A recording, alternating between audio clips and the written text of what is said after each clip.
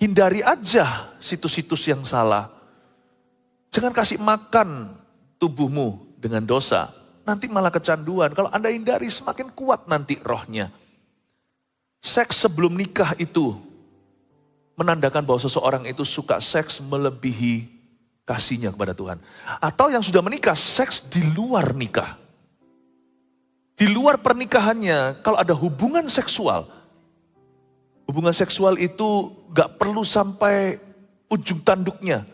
Kalau kita mau menang atas godaan seksual,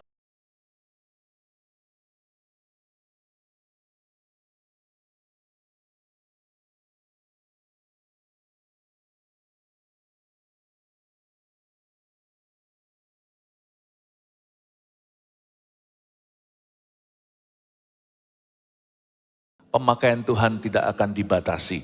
Sepanjang hari ini, saya mau bicara tentang Yesus dan gerejanya. Dari kitab Kidung Agung, tapi kita akan membacanya sebagai hubungan Tuhan dengan gerejanya. Kita akan membaca dari konteks bukan suami dan istri, laki-laki dan wanita, tetapi hubungan kita dengan Tuhan Yesus. Ini dia judul-judul tiap kebaktian seperti biasanya. Kalau gembala sidang sendiri yang berkhotbah, jangan ketinggalan satu pun di antaranya. Tolong dicicil minggu ini kalau Anda tidak bisa mendobel ibadah. Kita mulai dengan ibadah pertama yaitu pasal 1 dengan judul Ciuman Tuhan dan Gereja Non-Yahudi. Kitalah gereja non-Yahudi, gereja bangsa-bangsa ini. Kita buka Kidung Agung pasal yang ke-1.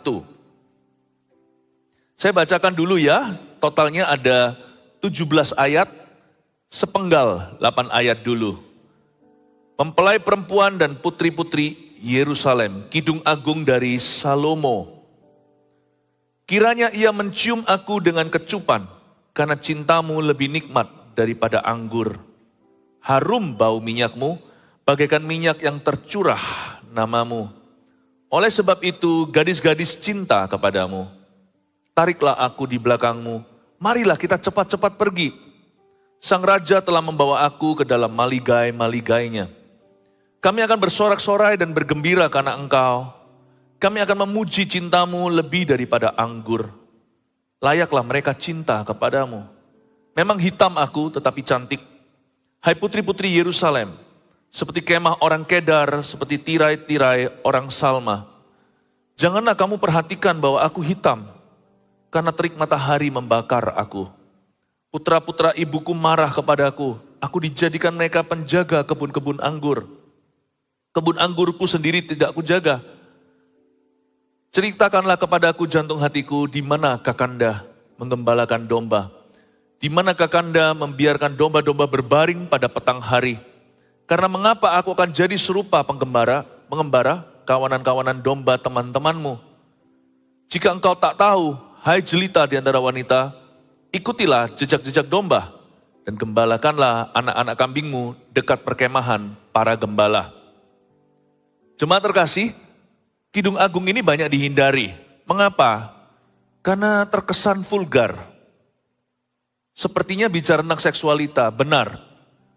Bahwa hubungan suami istri itu sakral. Ditulis oleh Salomo untuk kekasih jiwanya. Sebelum Salomo murtad, lalu punya 1000 wanita dalam haremnya. Tapi sebelum itu, Salomo menemukan gadis Sunem ini. Dan ini adalah istri yang sah di mata Tuhan. Dan Tuhan memakai hubungan bersih Salomo dalam pernikahan kudusnya untuk menggambarkan Kristus dengan jemaatnya. Kalau Anda baca Kidung Agung, terutama bacalah dalam konteks hubungan kita dengan Tuhan. Terjadi pembicaraan saut-sautan. Di sini ada 3 pihak, 3 sisi. Sang wanita yang melambangkan kita, gereja Tuhan Perjanjian Baru. Mempelai pria, Salomo dalam hal ini, melambangkan Yesus Kristus kepala gereja atau mempelai pria kerajaan sorga. Lalu juga ada putri-putri Yerusalem atau orang-orang lain yang turut menyaksikan hubungan mereka. Sekarang kita mulai telusuri ayat per ayat. Saya kasih judul Ciuman Tuhan dan Gereja Non-Yahudi. Karena ayat 2 dimulai ada kalimat begini, kiranya ia mencium aku dengan kecupan, kata mempelai wanita. Karena cintamu lebih nikmat daripada anggur. Di sini digambarkan bahwa Yesus mencium gerejanya. Yesus mencium umatnya. Tidak ada yang tidak kudus tentang hal ini. Ciuman di sini adalah gambaran bahwa Tuhan itu sangat affectionate. Tuhan itu sangat-sangat bukan hanya cinta mengasihi kita, Tuhan itu sangat senang sama kita. Gak mungkin kan seseorang itu menikah kalau dia terpaksa. Tuhan disebut mempelai pria, kita mempelai wanitanya, karena memang Tuhan itu senang sama kita. Malah banyak orang Kristen senantiasa berpikir bahwa Tuhan selalu marah. Not really. Tuhan itu sangat tertarik sama Anda dan saya, bukan secara seksual. Jangan pikirannya itu pikiran orang berdosa. Tapi kasihnya itu murni for you and me. Bagaimana cara Tuhan mencium jemaat? Sadari nggak? Setiap perkara-perkara kecil, kebajikan, kemurahan, berkat-berkat yang Tuhan berikan dalam hidup kita itu adalah wujud ciuman atau kecupan Tuhan Yesus. Bagaimana kita tahu kalau kita sedang dicipika atau dicipiki sama Tuhan? Kapan kita tahu kalau kita sedang dikecup atau dicium oleh Tuhan Yesus? Ketika Tuhan memberikan kepada kita berkat kita sehari-hari, rezeki, jawaban doa. Jangan pernah anggap remeh. Jangan tunggu berkat itu kalau besar kita baru terpukau. Kalau kita mendapatkan mujizat yang kita harapkan baru setelah itu kita puas hatinya. Tahukah di dalam hidup ini kalau Anda mau hitung satu persatu banyak berkat Tuhan yang tidak pernah kita syukuri. All the simple things itulah ciuman Tuhan atas gerejanya. Lalu bagaimana kita bisa mencium Tuhan kembali? Lewat lidah bibir kita. Buah-buah bibir kita itulah pujian. Tahukah ketika kita berkata thank you, itu seperti ciuman di wajah Tuhan. Waktu kita berkata terima kasih ya Tuhan, kita tidak meremehkan. Karena yang kita terima masih sedikit, 5 roti 2 ikan. Tapi kalau kita menengadah ke langit dan berkata terima kasih Bapa, rezekimu buatku hari ini, aku syukuri. Wow, itu kayak mencium wajahnya Bapa Sorgawi. Lidah bibir kita itu ada buah-buah pujian. Bagaimana kita memuliakan Tuhan? Muliakan Tuhan dengan buah lidah bibirmu. Oh yang penting hatinya, gak bisa coba dalam pernikahan. Pokoknya yang penting hatinya saling cinta, kita sudah menikah sekian puluh tahun.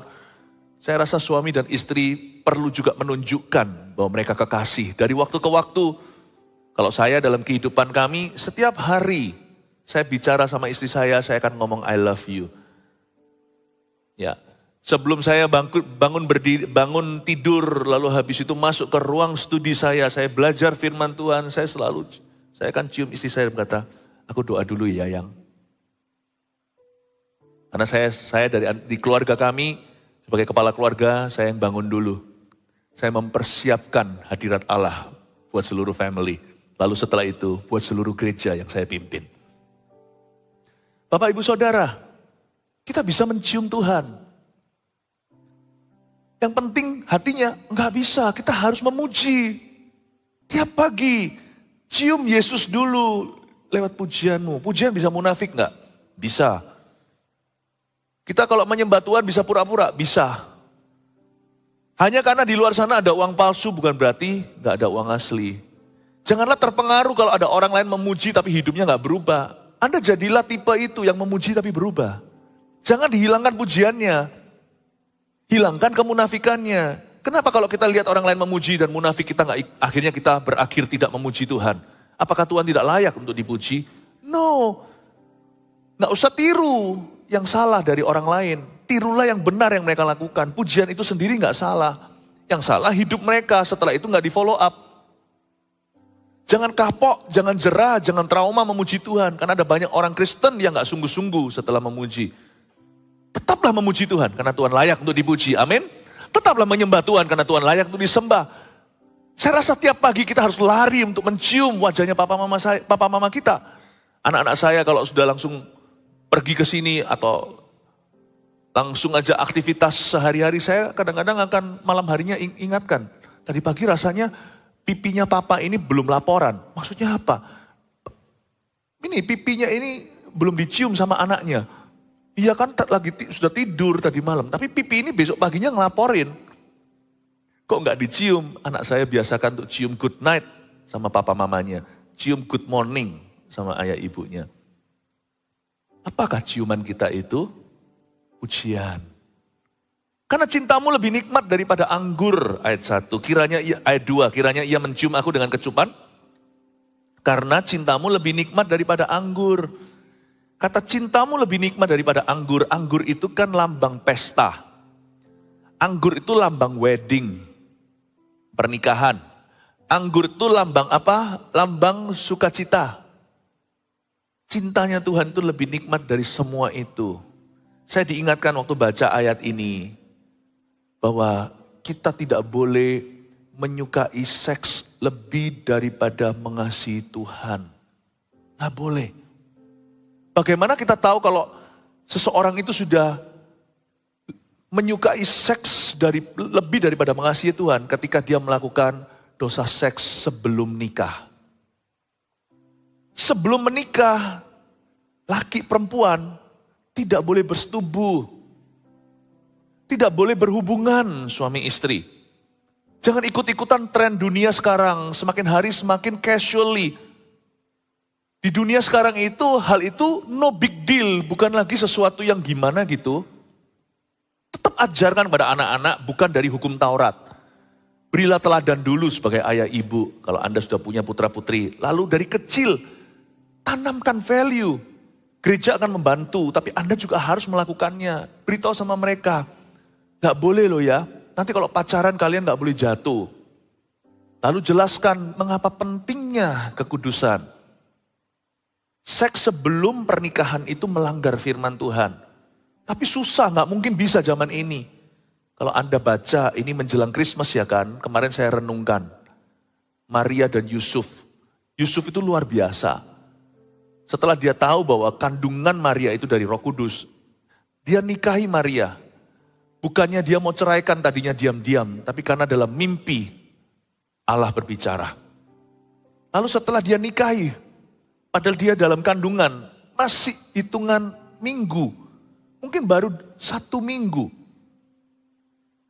Jadi Maria masih cantik, seorang gadis perawan yang masih sangat-sangat beautiful, sangat pretty. Tapi Yusuf bisa tuh, setelah dia menikah sah, Alkitab mengatakan, tapi Yusuf tidak bersetubuh dengan Maria sampai Maria melahirkan Yesus. Bisa nunggu, padahal udah kawin loh, udah married loh, tetap nunggu. Karena ada tujuan ilahi di dalamnya. Apalagi yang gak married, atau belum menikah, sepatutnya nunggulah. Itu sudah normanya. Nantikan, ajarkan, gak susah kok Yusuf bisa. Hindari aja situs-situs yang salah. Jangan kasih makan tubuhmu dengan dosa. Nanti malah kecanduan. Kalau Anda hindari semakin kuat nanti rohnya. Seks sebelum nikah itu menandakan bahwa seseorang itu suka seks melebihi kasihnya kepada Tuhan. Atau yang sudah menikah, seks di luar nikah. Di luar pernikahannya, kalau ada hubungan seksual itu gak perlu sampai ujung tanduknya. Kalau kita mau menang atas godaan seksual, hindari pangkalnya. Ujungnya itu hanyalah akibat. Ya kalau kita bermain dengan api ya pasti kebakaran. Kalau kita mau menang lawan ular bludak, pada waktu dia masih menetas telur itu segera dibunuh. Jangan tunggu dia jadi ular kobra baru Anda menantangnya. Seks di luar nikah tidak boleh terjadi. Jangan ada teman tapi mesra. Baik itu di tempat-tempat kerjamu, tempat-tempat hobimu. Hati-hati. Jikalau istri atau pasangan kita mulai cemburu dengan seseorang, itu sudah cukup green light untuk Anda hindari seseorang. Sekalipun mungkin gak ada salahnya. Jarang lah ya pasangan kita yang super posesif. Kalau sampai posesif biasanya dikonselingi ketahuan. Mungkin dulu pernah dikecewakan. Tapi kalau sampai pasangan kita itu normal-normal, lalu dia mulai ada alarmnya, nggak usah Anda bela pasangan, nggak usah Anda bela teman Anda lawan jenis Anda. Ya sudah, not worth it. Tidak perlu Anda perdebatkan. Perasaan pasanganmu itu lebih penting daripada benar atau salah. Ini bukan bicara soal fakta, tapi menghargai perasaannya. Loh kalau gitu terus ya Pastor Philip, kapan aku punya teman? Kalau kita nggak berani hilang teman demi suami atau istri kita, berarti Anda belum siap menikah, padahal sudah menikah 10 tahun. Kita harus berani meninggalkan bahkan semua teman kita untuk pasangan kita seorang. Karena suami dan istri itu satu tubuh. Tidak ada your friend, my friend, tidak ada. Makanya itu di sini dikatakan bahwa cintamu, kata mempelai wanita kepada mempelai prianya. Gereja Tuhan harus bisa berseru yang sama. Tuhan Yesus, cintamu melebihi nikmatnya anggur. Cintamu melebihi nikmat duniawi dalam kehidupanku. Amin Bapak Ibu. Cintamu lebih nikmat daripada anggur. Ayat 3. Harum bau minyakmu, bagaikan minyak yang tercurah namamu. Oleh sebab itu gadis-gadis cinta kepadamu. Ayat 3 bicara tentang wanginya nama Tuhan di hidupnya, hidup kita, jemaatnya. Wanginya nama Tuhan dalam hidup sebuah gereja. Harum bau minyakmu, fragrance. Kalau Anda beli minyak wangi, lalu nggak sengaja Anda pecahkan, seperti minyak narwastu, botolnya dipecahkan semua, semerbak seluruh ruangan baunya. Demikianlah seharusnya orang Kristen ketika menyebut nama Tuhan dalam doanya, atau ketika dia sharing atau kesaksian, atau ketika dia itu menyanyi untuk Tuhan. Tapi nama Tuhan sekarang semakin hari semakin berkurang kuasanya di dalam mulut orang-orang percaya. Kenapa? Karena satu dosa yang kita harus hati-hati. Dosa ini mengurangi kuasa nama itu di mulut kita. Yaitu menyebut nama Tuhan dengan sembarangan. Jangan kita itu ada banyak sekali bahan-bahan untuk bercanda. Tapi jangan pakai nama Tuhan Yesus dengan sembarangan. Misalnya ada orang yang suka dikit ngomong haleluya dan ya nggak apa-apa haleluya, oke sih. Tapi kalau semuanya kita pakai nama Yesus misalnya, Hollywood seringkali mengucapkan nama itu sebagai sumpah serapah. Terus terang ya, ini bukan benar atau salah. Saya bukanlah pendeta atau hamba Tuhan atau gembala yang melarang jemaatnya untuk nonton film. Tapi saya selalu ingatkan untuk kita selektif. Selektif aja. Karena entertainment itu ada banyak. Saya juga suka film-film, tapi saya juga hati-hati film yang mana.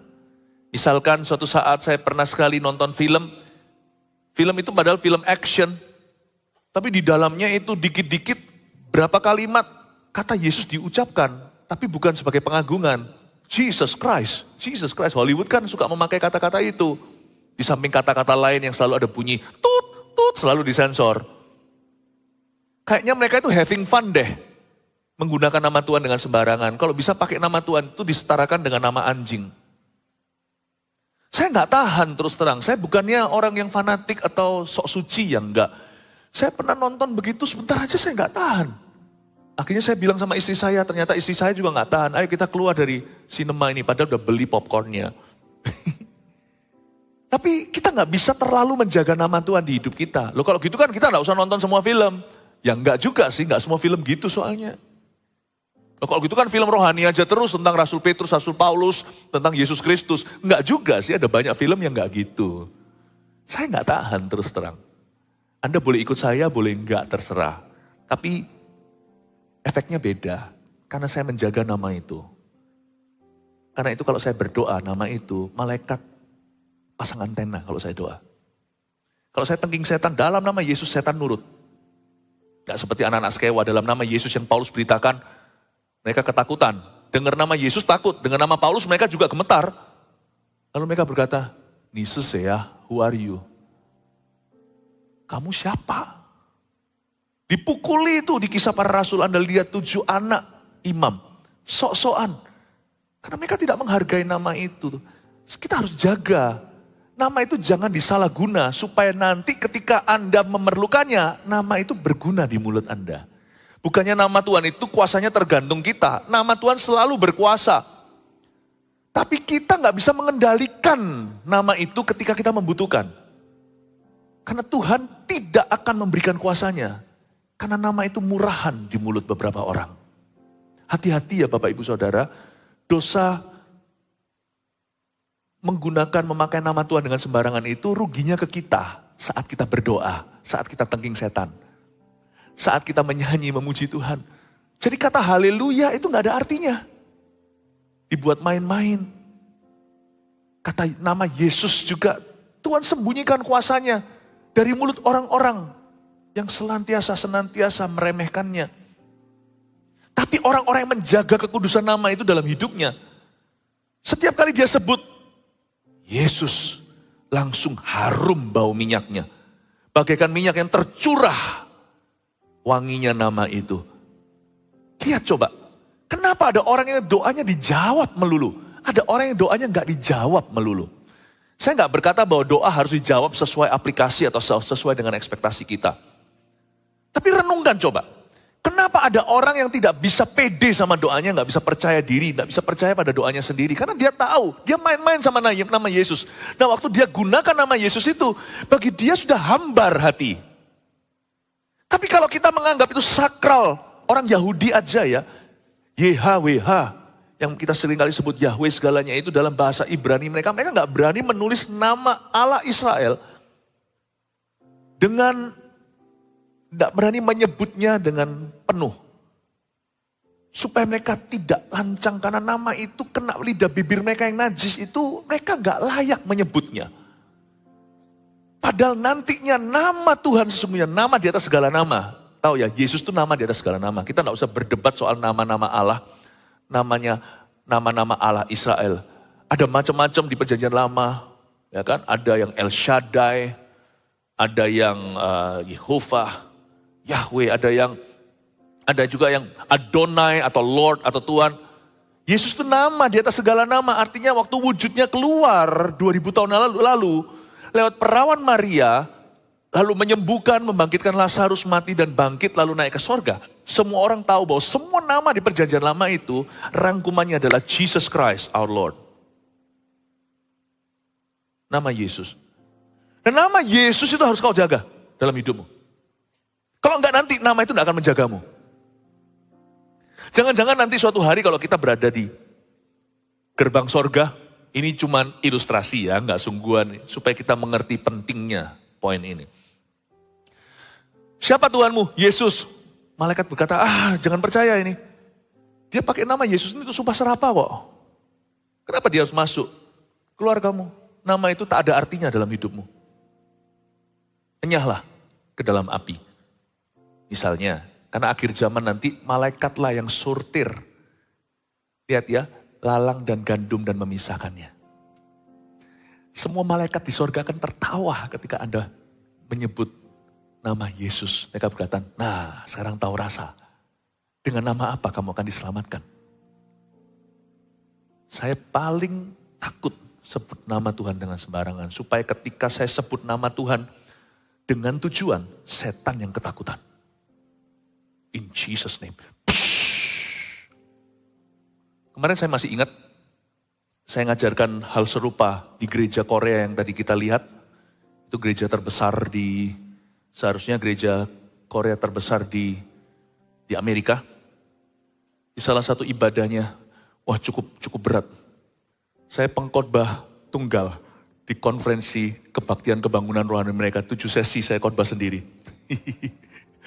Lalu di tengah-tengah, di malam kedua ketika saya sedang berkhotbah selesai, saya berkata, diam semuanya. Saya minta sama jemaat Korea, mari kita diam sebentar. Saya rasakan ada musuh di udara. Dalam ibadah itu, saya merasakan ada hadirat roh jahat. Karena itu lewat karunia membeda-bedakan roh. Tapi semua akan terbukti kalau itu Tuhan. Atau kalau kita hanya ngomong doang. Setelah semua diam, orang Korea memang militan. Saya bilang semua diam, langsung diam semuanya. Sekejap itu, gak ada suara. Musiknya pun ikut diam. Saya bilang musik ya jangan diam, tapi ikut diam ya sudah. Lalu saya mulai sebut lewat hikmat marifat. Orang seperti apa yang dibelenggu di ruangan ini barusan Dan saya rasakan kehadiran Roh Jahat dalam hidup orang itu. Saya bilang, orang ini begini begitu. Saya sebutkan satu persatu. Dia punya karakteristik. Dan itu spesifik. Bukan sesuatu yang sifatnya umum, pokoknya orang berdosa. Enggak, saya jelaskan dia mikir apa. Saya jelaskan dia kayak apa. Belum selesai saya bicara. Saya sudah rasakan urapan Allah kan? Lalu saya berkata, oke, kita akan doa untuk orang ini. Enggak ada yang ngaku. Saya cuma bilang, dalam nama Yesus.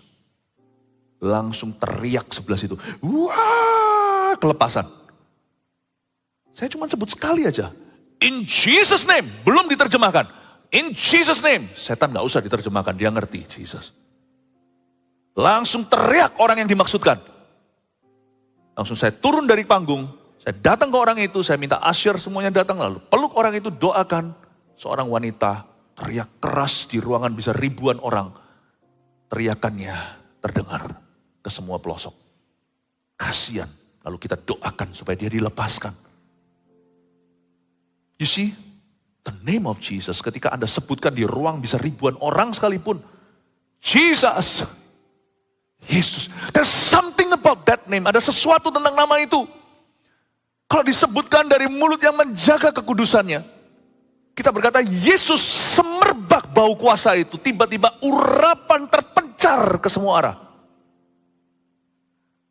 Tapi kalau kita mulutnya sembarangan nanti seperti dewa-dewa, seperti dewa Baal yang disembah oleh 450 nabinya, mau gores-gores tubuh kek, mau siksa-siksa diri kek, gak ada api, gak turun kuasa Allah. Di depan mezbah, altar, pura-pura, mereka sembelih badan sendiri, ayo Tuhan turunlah, ayo Tuhan. Tidak terjadi sesuatu. But at the mention of the name of Jesus only once, tapi ketika kita menyebutkan nama Tuhan Yesus hanya sekali saja. Kalau itu dari hati yang senantiasa menjaga kemurnian nama itu dalam hidupnya. Jesus. Iblis tidak bisa tahan. Lari hengkang terbirit-birit ke 7 arah. Dia datang satu arah menyerbu wanita itu. Ke 7 arah dia lari. Tak kelihatan lagi bayang-bayangnya. Bukan karena saya hebat, bukan. Ini sama kita nih orang, itu otoritas bukan otoritas pendeta. Itu otoritas orang percaya. Salah satu dari tanda yang Yesus sebutkan. Dan tanda ini akan menyertai orang percaya. Markus 16 ya kan? Mereka akan mengusir setan demi namaku. Ini bukanlah otoritas pendeta. Otoritas believers. Orang percaya. Pastor Philip, ada setan rasanya di rumahku ini. Gak usah takut. Kalau Anda sudah dimuridkan, Anda murid Yesus. Anda murid kami juga. Gini ya caranya ya. Gak usah Anda mandiin seluruh rumah Anda dengan minyak, apalagi minyak bahan bakar, nanti kebakaran. Oleskan di pintu boleh, terserah lah. Yang dikit-dikit aja minimalis. Kuasanya gak terletak pada tindakan itu. Kuasanya terletak pada hubunganmu dengan pribadi yang menyandang nama itu. Anda bilang aja dalam nama Yesus keluar dari rumah ini jangan ganggu. Penghuni yang lama, yang mengganggu selalu, yang membuat tidak damai sejahtera di rumah ini dan membuat banyak pesakitan. Aku tengking dalam nama Yesus Tuhan. Bergandeng tangan 2-3 orang, satu keluarga, tengking itu dalam nama Yesus. Minta damai sejahtera Tuhan. Lihat ya, lari semuanya gak ada sisanya. Saya minta kita semuanya untuk mengerti otoritas kita, orang percaya. Yesus dan gerejanya. Gereja Tuhan itu punya authority. Gereja ini bukan bicara soal gedungnya. Gereja itu bicara tentang you and me, Anda dan saya. Amin Bapak Ibu. Harum bau minyakmu tuh loh, kalau nama Yesus disebut dari mulut yang tepat. Yesus gitu tuh seperti ada satu minyak termahal, narwastu itu. Dengan semua beling kacanya, dipecahkan di atas kepala kita, piang, tapi kita nggak berdarah, piang, dan semerbak baunya. Harusnya nama Yesus punya efek gitu dalam kehidupan orang yang mengucapkannya. Setiap kali kita berdoa, kita berkata, dalam nama Yesus, waktu kita saat teduh pribadi, malaikat naik turun di tangga Yakub, tepat di atas kepala kita. Tidak perlu kita bergumul. Kalau kita bergumul menantikan sesuatu atau jawaban doa itu karena Tuhan punya timing belum datang. Bukan karena doamu mampet. Tidak boleh ada kemampatan. Tidak boleh ada blockage. Kalau jantung kita ada penyumbatan aja bahaya. Bisa di-ring, bisa di-bypass. Kalau doa kita tersumbat gimana? Doa itu nafas hidup orang Kristen, ya kan? Jangan tersumbat. Karena sumbatan doa itu adalah nama itu yang dilanggar. Bapak Ibu Saudara, mari kita dengar. Bahwa doa kita itu press buttonnya atau tombol tekan send, kirimnya itu Yesus. Nama itu juga akan membawamu ke sorga. Yesus. Itu dijaga dengan segenap hati. Amin Bapak Ibu Saudara. Puji Tuhan ya. Siapa diberkati Tuhan? Haleluya. Kasih tepuk tangan untuk Tuhan Yesus. Kita baru 3 ayat. Saya usahakan ya, nanti kalau semuanya nggak bisa selesai semua 17 ayat, ya nanti saya akan cari waktu lagi untuk bisa selesaikan. Tapi I hope Anda bisa enjoy ini, karena Kidung Agung adalah suatu firman yang seringkali disalah ngerti. Padahal so beautiful. Ayat 4, tariklah aku di belakangmu, marilah kita cepat-cepat pergi. Sang Raja telah membawa aku ke dalam maligai-maligainya. Berhenti di sana ayat 4a. Sang mempelai wanita, ini yang perempuan yang ngomong begini. My husband, suamiku gitu ya. Tariklah aku di belakangmu. I will follow you wherever you will go. Kayak lagu itu. Tarik aku di belakangmu, marilah kita cepat-cepat pergi. Sebuah hasrat hati untuk mengikut Yesus. Tapi gak mengikut pelan-pelan, ikut lari. Makanya Yesus ngomong apa sama murid-muridnya? Come and follow me, itu pepatah kalimat yang paling terkenal dari mulut Tuhan. Selama pelayanannya di Galilea adalah, mari ikutlah aku. Kalau Yesus berkata, come and follow me, seringkali tidak mendapatkan tanggapan atau bertepuk sebelah tangan. Cinta segitiga itu ada. Yesus bolak-balik loh ngomong come and follow me. Yang satu berkata, aku barusan beli barang belum ku coba. Aku masih harus kembali lagi tanya sama papa mama. Loh, masalah iman loh. Kalau masalah lain harus taat pada orang tua. Iman itu ke Tuhan. Aku harus nguburkan dulu ayahku. Tunggu ya belum selesai ini dan itu.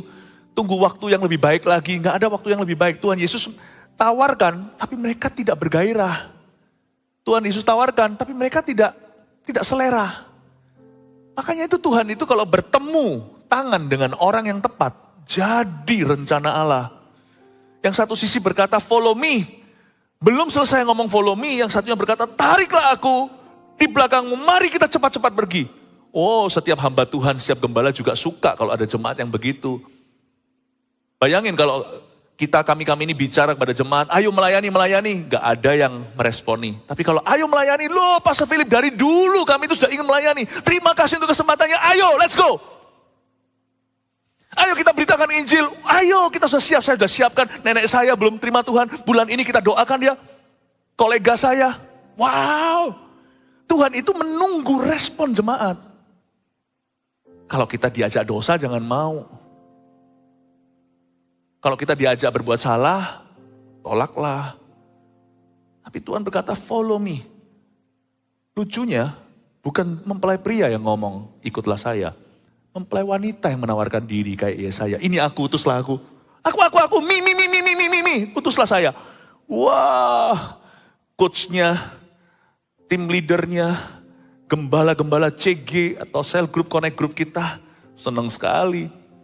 Ayolah jadi CGL. Aku jual mahal. Enggak bisa. Enggak bisa itu sama dengan enggak kok. Tapi kalau dikasih percaya masa enggak mau? Masa enggak mau belajar? Kita semua enggak bisa awal mulanya. Saya juga enggak bisa khotbah awalnya. Semua kita ya belajar. Tapi seneng ya.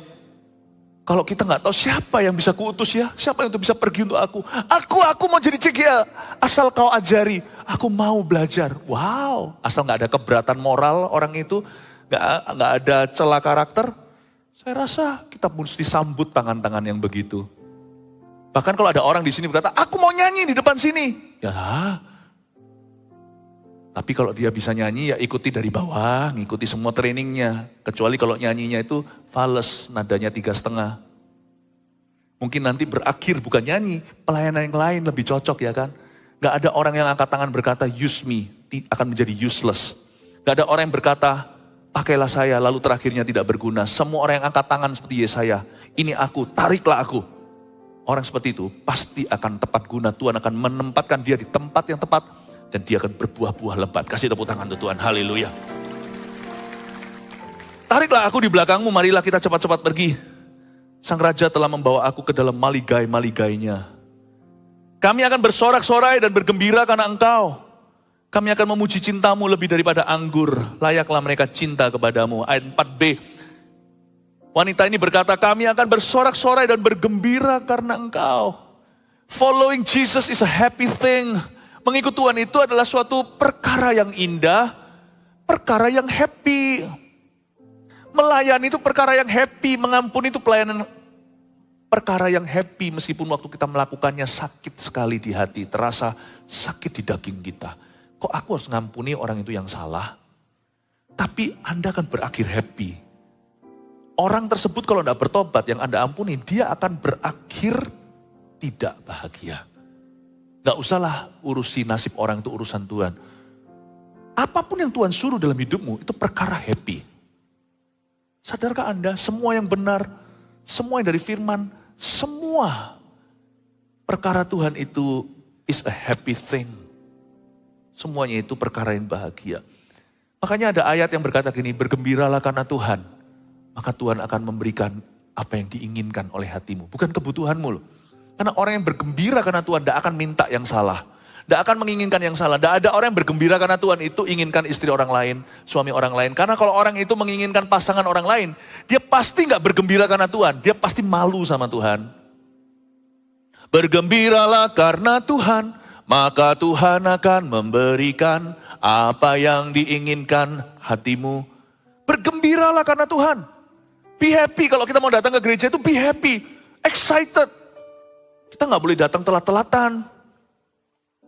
Karena telat itu sama dengan aras-arasan. Percaya nggak mungkin deh. Nggak mungkin kalau Anda datang ke sebuah tempat, lalu Anda mendapat 1 miliar.